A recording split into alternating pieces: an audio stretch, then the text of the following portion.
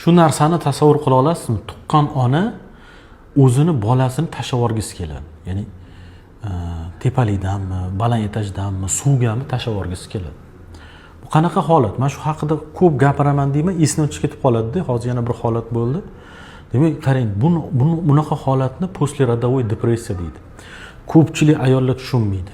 Nima bo'layotganini o'zi anglolmaydi. Mana bola tug'di, shunaqa tushkunlikka tushib qoladi, shunaqa o'zini bir ezilgan his qiladi, hatto bolasini tashlab yuborgisi, o'sha tepalikdanmi, shu baland etajdanmi yoki suvgami tashlab yuborgisi keladi.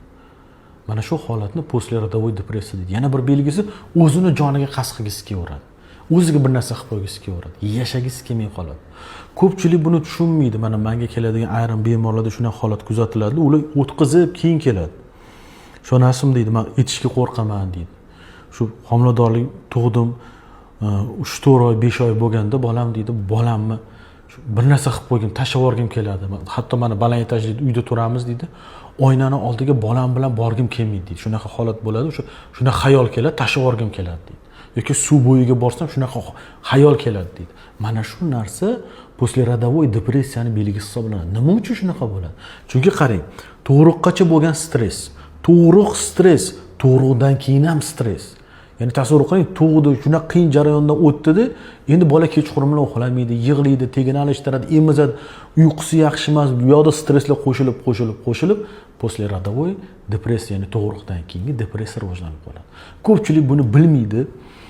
Birovga aytishga ham uyaladi. Tasavvur qiling, shu narsani qanaqa bitadi? Bu jinni bo'lib qopti deb o'ylaydi. Shunaqa dard bilan amallab yashaydi. Ayrim holatlarda yomon holatlar ham kuzatiladi.